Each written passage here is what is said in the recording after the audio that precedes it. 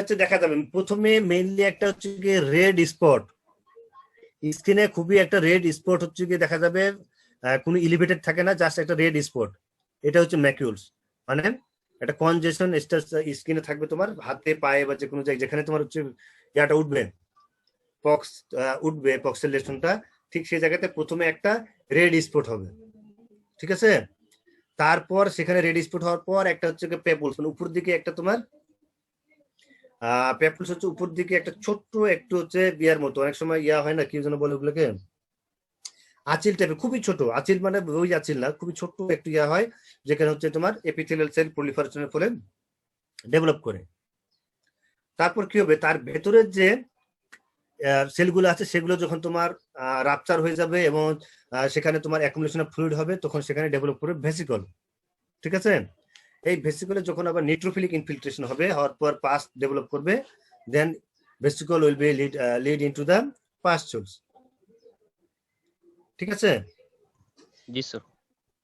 এই যখন পাস্টুল ডেভেলপ করলো তখন হচ্ছে ধীরে ধীরে এই পক্সিলেশনটা শুকাতে শুরু করবে, মানে হচ্ছে হিলিং হতে শুরু করবে। তারপরে দেখো scab and or crust formation with disformation and desiccation of lesion. Desiccation of virus হওয়ার কথা, এটা লেশন তো হওয়ার কথা, ডেসিকেশন।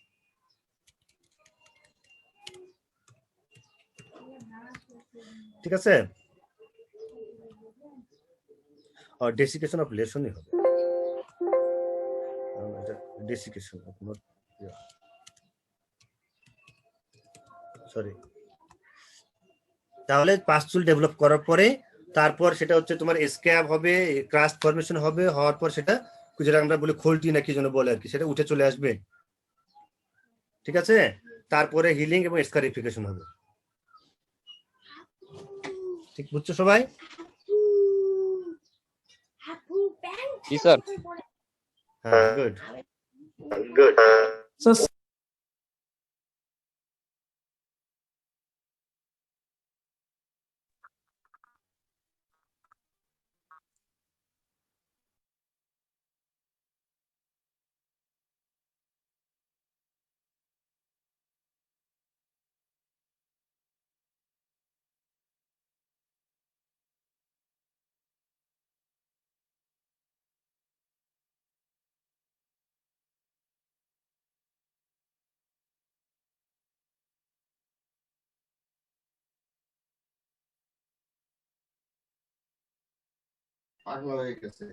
কি যেন কে বলতেছিলা, কি কে কি বলতেছিলা,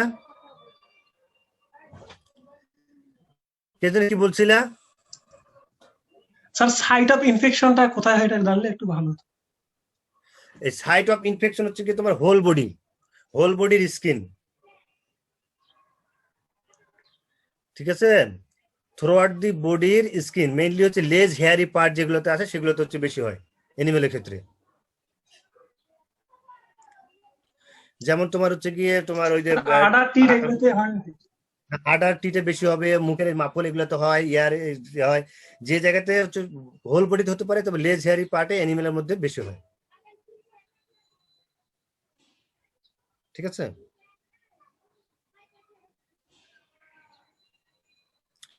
আর কারো?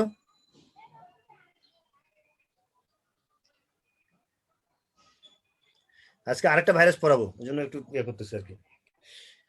তারপর দেখো গ্রোস লেশন, দেখো formation of macules, papules, vesicles and pustules on the skin, যে চারটা লেশন দেখা যায় সেটা বলা হয়েছে আর কি। তো pock lesions are usually found in the hairless area. Pock lesion মানে হচ্ছে পক্সের যে লেশনটা সেটাকে বলে পক লেশন, হ্যাঁ, এটা হচ্ছে pock lesion are usually found in the hairless area. খাও, টিট এবং আডারের ক্ষেত্রে দেখা যায়। ক্যামেল, বাফেলো, ক্যাম্প হয়ে গেছে দেখছো, camel, buffalo, whole body, sheep, goat, face and teat, fowl, featherless area. তারপর আরেকটা দেখা যায় সোলেন লিম্ফ নোড, আমরা যখন দেখছি যে প্যাথোজেনেসিসের ক্ষেত্রে এই ভাইরাসটা কোথায় লিম্ফ নোডে প্রথমে মাল্টিপ্লিকেশন করে, এই জন্য সোলেন লিম্ফ নোডও পাওয়া যায়, ঠিক আছে, বুঝছো সবাই? খুবই ইজি, এই জন্য আমি হচ্ছে ইয়ে করতেছি না আর কি। এই যে মুখের যেগুলোতে হচ্ছে চুল নাই সেই জায়গাগুলোতে দেখো পপুলেশন ডেভেলপ হচ্ছে। এটা হিউম্যানের ক্ষেত্রে আর কি পক্সের কি ইয়ে তৈরি হয় সেটা হচ্ছে তোমার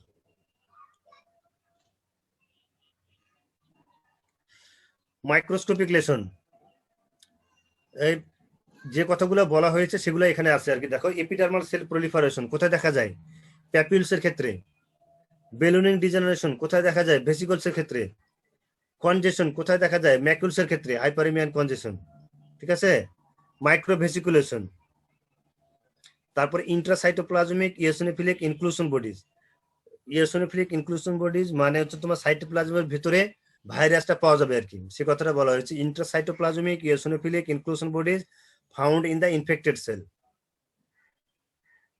ঠিক আছে, অর্থাৎ যদি কোনো বডি সেল না হয়, সেখানে যদি ওই সেলটা ইনফেক্টেড থাকে তাহলে তার সাইটোপ্লাজমের ভিতরে ভাইরাস পাওয়া যাবে, সেটা হচ্ছে তোমার। আর বাকিগুলা তো সবগুলাই ইতিমধ্যে প্যাথোজেনিসিসের ক্ষেত্রে বলা হয়েছে। Clinical symptoms. ডিজেনারেশন কোথায় পাওয়া যাবে? বেলুনিং ডিজেনারেশন ভেসিকল হওয়ার সময় হয় না, ভেসিকলস যখন তৈরি হবে তখন সেখানে হচ্ছে বেলুনিং ডিজেনারেশন দেখা যাবে।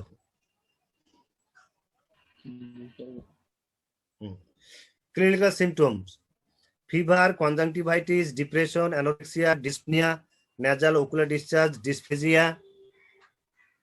সাধারণত এগুলাই দেখা যায় কি, যে তোমার জ্বর হয়, তারপরে ডিপ্রেশন দেখা যায়, খেতে চায় না, অনেক সময় তোমার হচ্ছে যদি হচ্ছে কি তোমার রেসপিরেটরি সিস্টেমে পক্স লাইক লেশন দেখা যায়, তখন হচ্ছে ডিসপনিয়া হয়, ন্যাজাল ওকুলার ডিসচার্জ অনেক সময় দেখা যায়।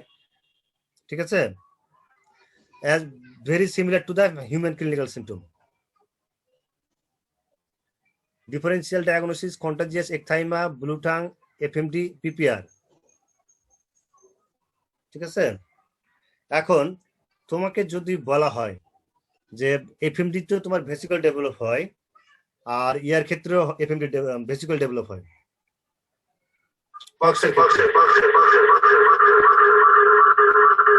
এই, আরে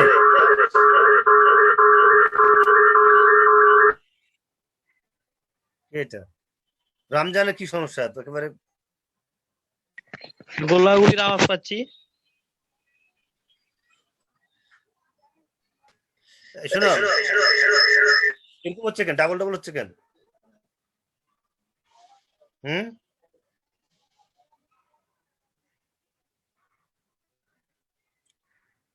শুনতে পাচ্ছ তোমরা?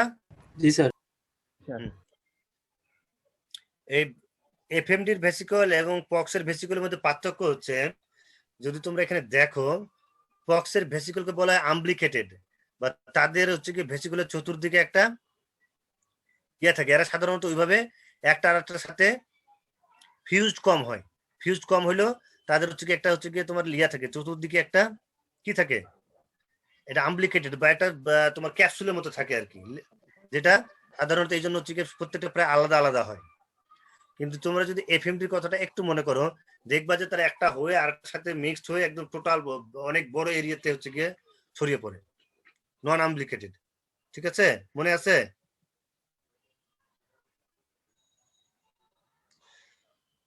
এফএমডির ক্ষেত্রে যদি লেসনগুলো দেখো, পিকচার এখানে লেসনগুলো দেখো, এখানে লেসনগুলো কিন্তু ভেসিকল গুলো বোঝা যাচ্ছে না, কারণ ভেসিকলটা হচ্ছে কি আম্বলিকেটেড না, তাদের ক্যাপসুল থাকে না। ফলে ভেসিকল ডেভেলপ হওয়ার সাথে সাথে পরে সে আশেপাশে ভেসিকলের সাথে অ্যাটাচ হয়ে যায় অথবা নিজে সে ভেঙে যায়। আপনি এফএমডি স্লাইড শেয়ার দেননি আমাদের এখানে স্যার। দাঁড়াও, তোমাদের পক্সেটটা দেখা যাচ্ছে না? জি স্যার। দেখো এফএমডির ক্ষেত্রে দেখো, একটা ধরো যে ভেসিকল হয়েছিল, সেটা হচ্ছে যে তোমার কি হয়েছে, আশেপাশের ভেসিকলের সাথে খুবই তাড়াতাড়ি র্যাপিডলি অ্যাটাচ হয়ে গেছে, অ্যাটাচ হয়ে গিয়ে বড় একটা লেশন তৈরি করছে। এখানে ছোট ছোট ভেসিকল গুলা আম্বলিকেটেড না, যেহেতু তাদের ক্যাপসুল থাকে না, সেহেতু তারা একটা ডেভেলপ হওয়ার সাথে সাথে ফেটে যায়। ঠিক আছে, ফেটে গিয়ে আরেকটার সাথে অ্যাটাচড হয়। কিন্তু পক্সের ক্ষেত্রে যদি তোমরা খেয়াল করো, পক্সটা দেখতে পাচ্ছ এখন, এই পক্সেটটা দেখো, প্রতিটা আলাদা আলাদা একটা আম্বলিকেটেড লেশন আছে। ঠিক আছে, রেয়ারলি এটা দেখো যে বড় হয়ে গেছে, তারপরেও তার হচ্ছে ওইভাবে ইয়া হয়নি। কিন্তু ইয়ার ক্ষেত্রে যেটা হয় এফএমডি একদম ফেটে যায়, আম্বিকেটেড থাকে না। বুঝছো সবাই? জি স্যার। হুম।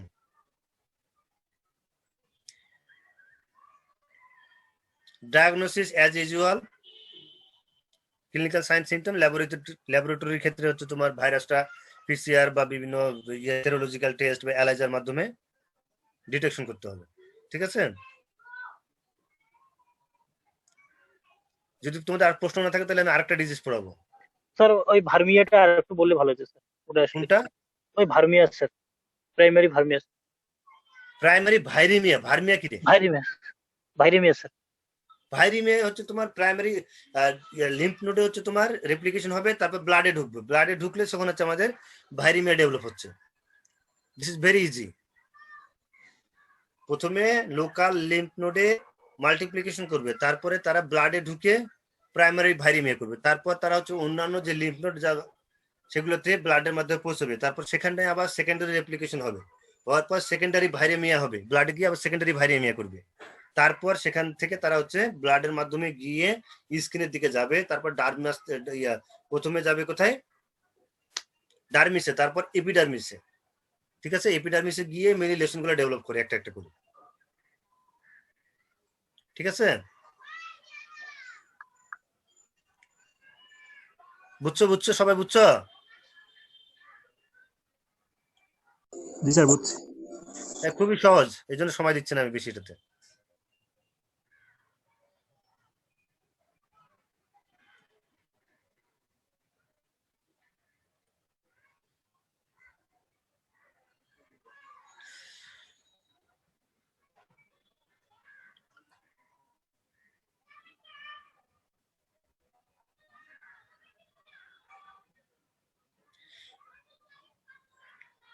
ভাইরাস প্রায় শেষের দিকে, আর হয়তো দুইটা লেকচার নিলে হয়ে যাবে। এরপরে ব্যাকটেরিয়া আর কয়েকটি ডিজিজ বাকি আছে, সেগুলো হলে তোমাদের ক্লাস শেষ।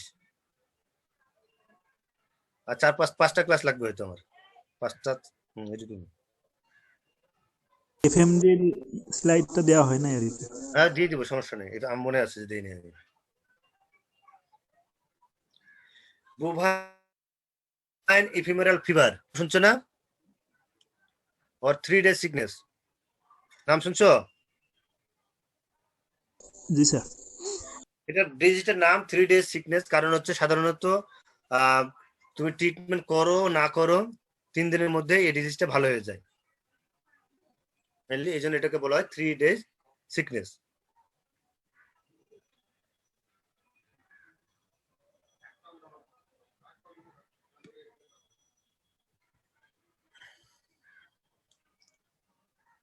দেখো 3 days sickness, a clinical as clinical signs generally persist for about 3 days and then disappear suddenly with complete recovery, hence the name of the disease. ঠিক আছে?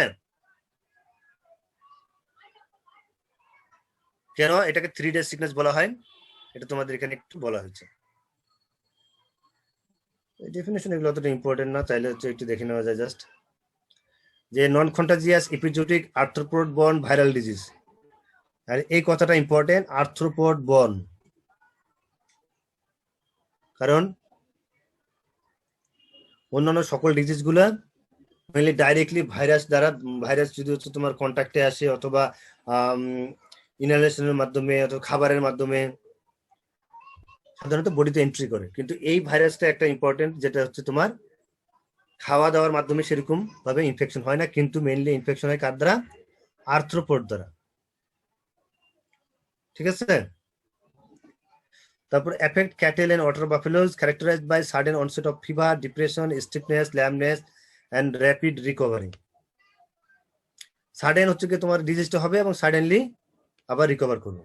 বাংলাদেশে সাধারণত তোমার মে, জুন, জুলাইতে খুব দেখা যায় এটা, যখন টেম্পারেচার হাই থাকে তখন। ইটিওলজি হচ্ছে তোমার র্যাবডোভিরিডি, জেনাস এফিমেরো ভাইরাস এবং স্পিসিস হচ্ছে বোভাইন এফিমেরাল ফিভার ভাইরাস। বলার কিছু নাই। ট্রান্সমিশন যেটা আমি বলছি যে আর্থ্রোপোড বর্ন মেইনলি হচ্ছে ইনসেক্ট বাইট বা খিলিকয়েড মসকিটোস দ্বারা হয়। ঠিক আছে? The disease will not spread from cow to cow by close contact, droplet infection, body excretion, or by the transfer or injection of exudates. তার মানে এটা only transmission by the arthropod bone or by the bite of the colicoid mosquitoes. বুঝছো সবাই? জি sir. হ্যাঁ, incubation sir period. ক্লিকয়েড mosquito কি sir? হ্যাঁ, sir ক্লিকয়েড mosquito এটা কি বোঝায়? কি বুঝায়? এ আল্লাহ, ডেঙ্গু একটা মসকিটোজ আছে না? জি স্যার। ঠিক একটা মসকিটোজের নাম হচ্ছে কিলিকয়েড, এটা জেনাস। সেই মসকিটোজ দ্বারা তোমার যায় ট্রান্সমিশনটা হয়। জি স্যার, বুঝতে পারছি স্যার। ডেঙ্গুর ক্ষেত্রে যেমন তোমার এডিস মশা দ্বারা হয়, সেটা এটা হচ্ছে কিলিকয়েড মসকিটোজ দ্বারা। ঠিক আছে? এবং তোমার incubation period mainly 2 to 4 days, sometimes it extended to 9 days. It's not so important. এটা প্যাথোজেনেসিস ইম্পর্টেন্ট না, আমরা হচ্ছে তোমার গ্রোস লেসন ডাইরেক্ট চলে যাব। There is generalized inflammation with vasculitis and thrombosis with serofibrinous polyserositis. Mainly তোমার দেখা যায় যে inflammation in the blood vessel এবং থ্রোম্বোসিস হয়। ঠিক আছে? তারপর small amount of fibrinous fluid found in the abdominal cavity, pleural cavity and pericardial cavity. তার মানে কিছু ইডিমাও হয় এখানে। ইডিমাটা লিম্ফ নোডে ইডিমা দেখা যায়। তারপরে কনজেশন অফ দি অ্যাবডোমিনাল মাসল। তারপরে হাইড্রোপেরিকার্ডিয়াম, হাইড্রোথোরাক্স। তার মানে হচ্ছে এখানে তোমার পেরিকার্ডিয়াম এবং হাইড্রোথোরাসিক ক্যাভিটিতে ইডিমা দেখা যায়। যে কথাটা এখানে বলা হয়েছে, আবার এই বিভিন্ন ভাবে এখানে ইয়া করা হয়েছে আর কি। তারপরে রাইনাইটিস, ট্রাকিয়াইটিস এন্ড পালমোনারি এমফাইসেমা। তো স্কিনে কিছু ইনফেকশন হয়, টেন্ডোভ্যাজাইনাইটিস, ফেসিকুলাইটিস এন্ড সেলুলাইটিস। এই তিনটাই কিন্তু মেইনলি স্কিনের যে টেন্ডন গুলো আছে অথবা ফেসিয়া আছে সেগুলোর ইনফ্লামেশন এগুলা। তারপরে ফোকাল ন্যাক্রোসিস অফ মাসল। ঠিক আছে? মেইনলি দেখা যাবে তোমার বিভিন্ন ধরনের বিভিন্ন জায়গায় ইনফ্লামেশন হবে। Blood vessel, trachea, nasal cavity, lungs, তারপরে স্কিনের বিভিন্ন হচ্ছে তোমার সুপারফিশিয়াল যে ফেসিয়া গুলো আছে, টেন্ডন গুলো আছে, সেগুলোতে ইনফ্লামেশন দেখা যাবে। আর একটা ইম্পর্টেন্ট লেসন দেখা যায়, সেটা হচ্ছে তোমার edema in the different parts of the body, maybe in the abdominal cavity, thoracic cavity, pleural cavity, pericardial cavity, সেগুলোতে দেখা যাবে। ঠিক আছে? এই দুইটা জিনিসকে বিভিন্ন ভাবে বলা হয়েছে এখানে। কোথায় কোথায় ইডিমা হবে সেগুলো পরবর্তীতে করা হয়েছে। মাইক্রোস্কোপিক লেসন, একই জিনিসগুলো হচ্ছে তোমার এখানে বলা হয়েছে। Vasculitis in the venules and capillaries, particularly in the muscle, tendon sheath, synovial membrane and skin. তার মানে এখানে ইনফ্লামেশন হবে তোমার ব্লাডের যে ভেইন আছে এবং আর্টারি আছে বা ক্যাপিলারিজ আছে সেগুলোতে, কোথায় কোথায়? মাসলের, টেন্ডন সিথের, সাইনোভিয়াল মেমব্রেন এন্ড স্কিনের। ঠিক আছে? তারপর endothelial cell may be hyperplastic and the venule surrounded by oedema and leucocytic infiltration. Necrosis in vessels and thrombosis. Then hemosiderin pigment are found in the kidney and lymph node. যেহেতু এখানে haemorrhage হয়, ঠিক আছে, এই জন্য হিমোসিডারিন pigment পাওয়া যায়।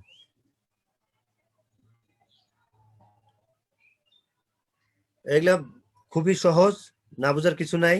যদি কারো করে বুঝতে সমস্যা থাকে তা আমাকে বলবা নেক্সট ক্লাসে। ঠিক আছে? জি স্যার।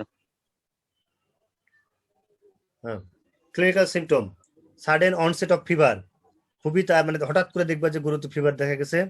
তারপর increase respiratory rate, dyspnoea, muscle trembling, shifting lameness, stiffness of limb, joint swelling, discharge from eyes and nose, loss of appetite, depression.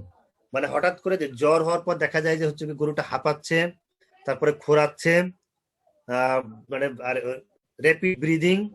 ঠিক আছে? এগুলো আবার নাকে মুখে হচ্ছে তোমার দিয়ে তোমার ডিসচার্জ বেরোচ্ছে, এগুলো কিন্তু দেখা যায়। যদি তোমরা কখনো এরকম ইয়ে পাবা তাহলে কিন্তু দেখবা। এবং এই যে ল্যামনেস হয়, মেইনলি হচ্ছে ল্যামনেসটা হয় তাদের জয়েন্ট গুলা স্টিফ হয়ে যায়। সাইনোভিয়াল মেমব্রেনে তোমার ইনফ্লামেশন হয়। ঠিক আছে? যখন সাইনোভিয়াল মেমব্রেনে ইনফ্লামেশন হয় তখন তারা সেখানে পেইন ফিল করে বা হাঁটতে পারে না। এই জন্য এখানে ল্যামনেস হয়। শিফটিং ল্যামনেস মানে তোমার কোনোবার মনে হবে সামনের পায়ে, কোনোবার মনে হবে তার ডান পায়ে, কোনোবার পেছনের পায়ে, এরকম ল্যামনেস। ঠিক আছে, এটা হচ্ছে শিফটিং ল্যামনেস।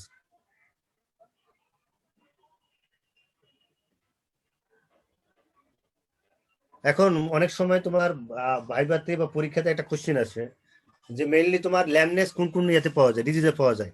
আমরা এখন পর্যন্ত যেগুলো পড়াইছি সেগুলোর মধ্যে ল্যামনেস পাওয়া যাবে তোমার ব্ল্যাক কোয়ার্টারের ক্ষেত্রে, এফএমডির ক্ষেত্রে, এবং কার ক্ষেত্রে, এই ইফিমেরাল ফিভারের ক্ষেত্রে। ঠিক আছে, ব্ল্যাক কোয়ার্টারের ল্যামনেসটার মেকানিজমটা কি? কারণ তার সেখানকার যে তোমার থাই মাসলগুলো আছে, সেই মাসলগুলোতে নেক্রোসিস হয়ে যায়। নেক্রোসিস হয়ে গিয়ে সেখানে তোমার অনেক সময় গ্যাংগ্রিন হয়, তারপরে মাসলগুলো ড্যামেজ হয়ে যায়। এর ফলে সে আর ওই জায়গায় মাসলগুলো ইউজ করে হাঁটতে পারে না, তখন ল্যামনেস দেখা যায়। আর এফএমডির ক্ষেত্রে যেটা হয়, তার যে interdigital space and the coronary band, এখানে তোমার কি হয়, ভ্যাসিকল ডেভেলপ হয়। ভ্যাসিকল ডেভেলপ হলে ভ্যাসিকল গুলো রাপচার হয়, অনেক সময় সেকেন্ডারি ব্যাকটেরিয়াল ইনফেকশন হয়, ম্যাগট ফর্মেশন হয়।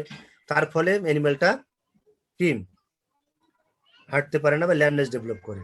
কিন্তু এই ইফিমেরাল ফিভারের ক্ষেত্রে হয় যে তোমার সাইনোভিয়াল মেমব্রেনে ইনফ্লামেশন হয়, সাইনোভাইটিস ইনফ্লামেশন দেখা যায়।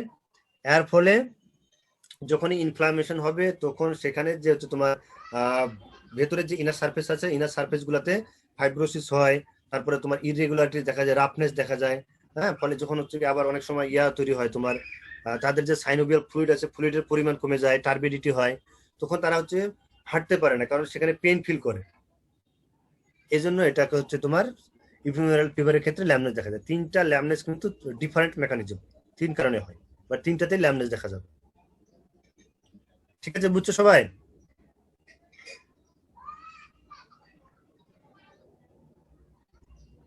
এই যে এটা একটা তোমার দেখানো হয়েছে যে তোমার হিউজ ইডিমেটাস ফ্লুইড আছে, fibrin rich fluid in the peritoneal cavities in case of ephemeral fever. ঠিক আছে, তারপর diagnosis is very similar, clinical symptom আর এন্ড দ্য ল্যাব টেস্টে তুমি করতে পারো আর কি, ভাইরাস ডিটেকশন করতে পারো, কিছু সেরোলজিক্যাল টেস্ট করতে পারো। ঠিক আছে, কারো বুঝতে কোনো সমস্যা আছে? ছোট ছোট দুইটা ডিজিজ, বলো কি সমস্যা? স্যার ল্যামনেস যে তিনটাতে হচ্ছে স্যার, ওই তিনটা একটু আরেকবার বললেন। আরেকবার বলবো? আচ্ছা, আরেকবার বলি, সমস্যা নেই। ল্যামনেস দেখা যায় ব্ল্যাক কোয়ার্টারের ক্ষেত্রে। ব্ল্যাক কোয়ার্টার আমরা কি জানি, কোয়ার্টার মাসল বা থাই মাসলে কি হয়, নেক্রোসিস হয়। নেক্রোসিস হলে সেখানে তোমার ব্যাকটেরিয়াল মাল্টিপ্লিকেশন হবে, টক্সিন প্রোডাকশন হবে, মাসলগুলোতে গ্যাংগ্রিন হবে, এবং ব্ল্যাকেজ ডিসকালারেশন হয়ে যায়। টিস্যুটা টোটালটা এখনকার ডিকম্পোজড হয়ে যায়, নষ্ট হয়ে যায়। এর ফলে কি হচ্ছে, আমরা সাধারণত অ্যানিমেলটা যখন হাঁটে তখন কি তাদের থাই মাসলগুলোকে ইউজ করে তারপর না হাঁটতে পারে। কিন্তু কি হয়, যখন ওখানে নেক্রোসিস হয়ে যায় বা মাসলগুলো ড্যামেজড হয়ে যায়, ফলে অ্যানিমেলটা আর হাঁটতে পারে না, পারে কিন্তু সেখানে ল্যামনেস থাকে, পেইন ফিল হয়। ঠিক আছে, এটা একটা। এফএমডির ক্ষেত্রে তোমার ল্যামনেসটা মেনলি হয় কারণ তাদের যে ইন্টারডিজিটাল স্পেস আছে, দুই যে রূপ আছে, রূপের যে মাঝখানে ইন্টারডিজিটাল স্পেস, সেখানে তোমার কি হয়, ভেসিকল ডেভেলপ করে। এই ভেসিকল গুলো পরবর্তীতে রাপচার হয়, অনেক সময় সেকেন্ডারি ব্যাকটেরিয়াল ইনফেকশন হয়, অনেক সময় ম্যাগট ডেভেলপ হয়। ঠিক আছে, ডেভেলপ হওয়ার ফলে সেখানে পেইন ফিল হয় এবং অ্যানিমেলটা আর নর্মাল ভাবে হাঁটতে পারে না এবং ল্যামনেস ডেভেলপ করে।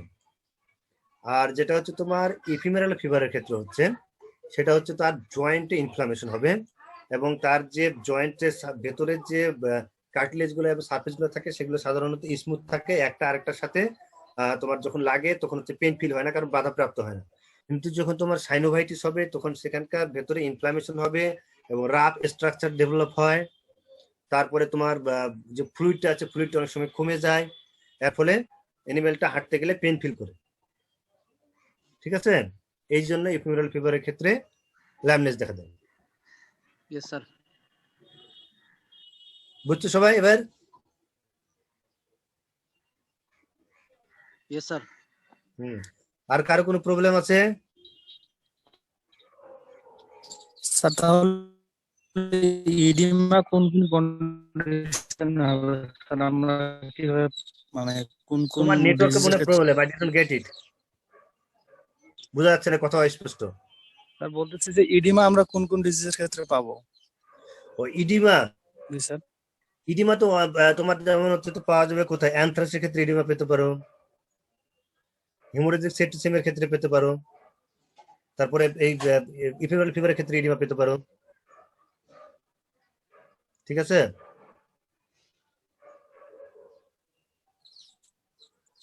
কিছু প্যারাসাইটিক ডিজিজ সেখানে ইডিমা পেতে পারো, যেমন হচ্ছে তোমার ফ্যাসিওলিয়াসিস, প্যারাম্পিস্টোমিয়াসিস, অ্যানকাইলোস্টোমিয়াসিস, এগুলোতে ইডিমা হতে পারে।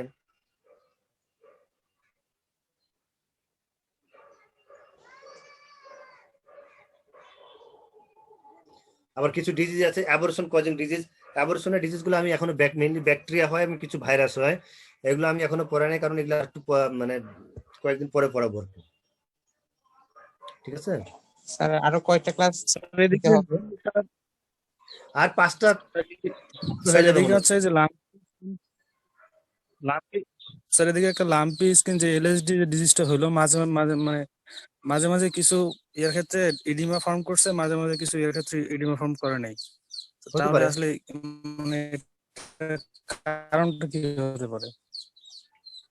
তোমার ইডিমার যে হচ্ছে মাঝে মাঝে এগুলো তো হচ্ছে তোমার প্রত্যেকটা লেসন প্রত্যেকটা এনিমেলের ক্ষেত্রে একই রকম ভাবে থাকে না, কারণ এটা মেইনলি ডিজিজের সিভিয়ারিটিটা এটা দেখা যায় হচ্ছে তার হোস্ট ইমিউনিটির উপর নির্ভর করে হয় আর কি। যে এনিমেলে ইনফেকশন হচ্ছে সেই এনিমেলের ইমিউনিটি কিরকম তার উপর নির্ভর করে মেইনলি হচ্ছে ক্লিনিক্যাল সিমটম গুলো প্রকাশ পাচ্ছে। এখন তুমি যদি বর্তমান সময় চিন্তা করো যে তোমার একই করোনা ভাইরাস, কোনো মানুষের হচ্ছে কিছু হচ্ছে না, একদম নন সিমটোমেটিক হয়ে যাচ্ছে, কিছু হচ্ছে না, কোনো মানুষ আবার হচ্ছে হাসপাতালে যাচ্ছে, কয়েকদিন পর ভালো হয়ে যাচ্ছে, আর কিছু মানুষ হচ্ছে আবার হচ্ছে মারা যাচ্ছে। এটা মেইনলি হচ্ছে হোস্ট ইমিউনিটি।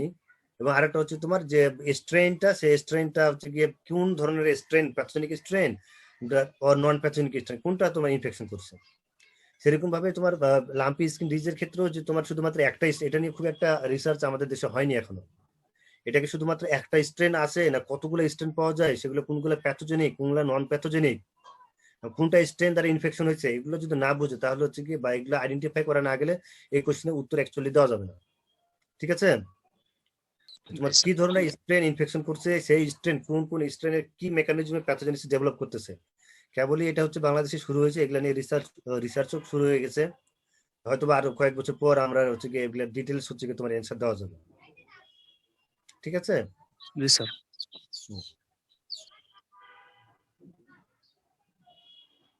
আর কিছু নাহলে আজকে রেখে দিব, কারণ আমার একটু তাড়া আছে।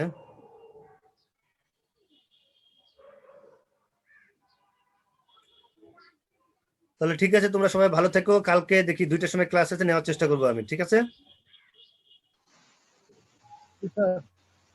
আচ্ছা, আল্লাহ হাফেজ।